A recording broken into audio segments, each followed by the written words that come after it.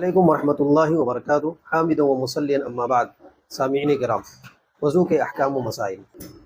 وضو کے کچھ احکام و مسائل ہیں جس کے بارے میں جاننا ہم لوگوں کے لیے بے حد ضروری ہے، جیسے دوران وضو ذکر و اذکار کرنا۔ بہت سارے لوگ ہیں جو دوران وضو خصوصی طور پر ذکر و اذکار کرتے ہیں، اور ان کا یہ عقیدہ ہوتا ہے کہ یہ کتاب و سنت سے ثابت ہے، لہٰذا ہاتھ دھلنے کے وقت خصوصی طور پر ذکر کریں گے، چہرہ دھلنے کے وقت ایک اور ذکر، چہرہ دھلنے کے وقت کچھ اور ذکر ہوگا، مسح کرتے وقت کچھ اور ذکر ہوگا۔ حالانکہ حقیقت میں ایسا نہیں، خصوصی طور پر دوران وضو ذکر و اذکار کرنا شریعت سے ثابت نہیں۔ البتہ اگر کوئی شخص چاہتا ہے، جس طرح سے عمومی طور پر عام حالات میں ذکر و اذکار کیا جاتا ہے، اسی طرح سے اگر کوئی شخص چاہتا ہے کہ دوران وضو بھی میں اللہ رب العالمین کا ذکر و اذکار کروں تو یقیناً ایسا کر سکتا ہے، لیکن یہ عقیدہ رکھ کر کے نہیں کہ دوران وضو ذکر و اذکار ثابت ہے، ایسا نہیں۔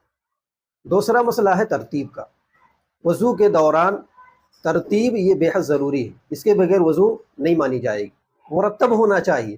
جو ترتیب قرآن و حدیث سے ثابت ہے اسی ترتیب کے ساتھ ہم وضو کریں گے، جیسے پہلے ہاتھ دھلنا، پھر کلی کرنا، پھر ناک میں پانی ڈالنا، پھر اس کے بعد چہرہ دھلنا، پھر ہاتھ دھلنا، پھر مسح کرنا، پھر پیر دھلنا۔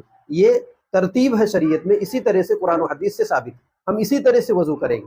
اگر کوئی آدمی چہرہ دھل لیتا ہے، پھر پیر دھلتا ہے، پھر مسح کرتا ہے، پھر کلی کرتا ہے، یعنی بغیر ترتیب کے وضو کرتا ہے تو یقیناً اس کی وضو نہیں مانی جائے گی، اس کو دوبارہ وضو کرنا پڑے گا، وضو کا اعادہ کرنا پڑے گا۔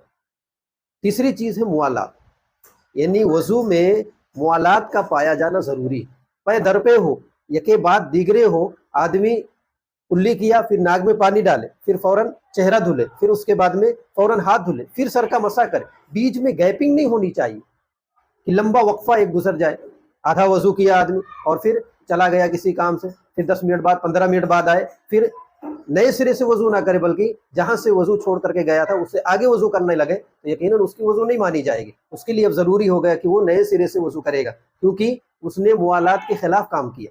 البتہ اگر کوئی شخص وضو کر رہا ہے، دروازہ کھولنے کی ضرورت پڑ گئی، آیا دروازہ کھول دیا، پھر گیا وہ وضو کرنے لگا، تو یہ موالات نہیں ہے۔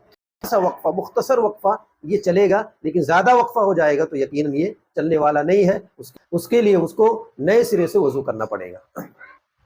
وضو مکمل کرنے کے بعد وضو کی دعا پڑھنا ضروری ہے۔ اشہد ان لا الہ الا اللہ وحدہ لا شریک لہ واشہد ان محمدا عبدہ ورسولہ اللہم اجعلنی من التوابین واجعلنی من المتطہرین۔ اللہ تعالی ہم سب کو اچھے طریقے سے وضو کرنے